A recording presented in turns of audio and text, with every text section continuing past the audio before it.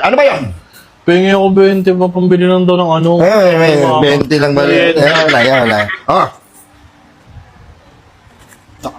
Grabe talaga yung pare ko. Oh, Ay, ganyan, Ano ba? astig ang pare ko tayo. Ano ba kailangan mo? Ha? kailangan mo daw ako patuli pa. Ano? Kailangan mo daw ako patuli. Nga, sasabihin ko sa'yo ha. Yung anak ko, malaki ang bototo niyan. Patingin daw. Pakita mo yung bototo. Hindi mo ako tuli.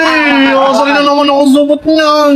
Sabi mo, okay lang hindi magpatuli para parehas tayo eh. Nasal na nga ako eh. Para pare. Hindi, pre. Hoy, nak, huwag ka magsasalita ng ganyan ha. Bastos ka sa akin ha. Hindi, pre, kung support ako, pre, hindi dapat butahin yan. Ba? Wala, dapat ka ha. Ako subot na mga kalaro ko eh. Hindi. Hindi. Ano?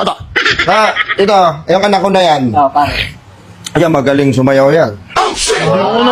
Hindi ako nasayaw. Oo. Sayaw ka nga, anak, yung 6 bomb. Hindi ako nasayaw ba? Dito, sa gitna. Sayaw ka dyan, sayaw mo na lamisa. Pero hindi ako nasayaw. Videohan mo si Papa Nemo, kakanta oh. Bawal Grabe. buhos ng ulan sa panaginip lang kita Uli. mahagat bilang doon na Nahuli kayo. Nahuli kayo sa tugtog.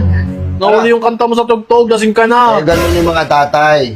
Nahuhuli yung ano nila, yung salita nila kaysa sa lyrics. Kahit hindi ka naman lasing, ganun ako mante. Last na daw yan, sabi ni mama. Anong last? Hindi! Kailangan, nauwi itong gumagapang.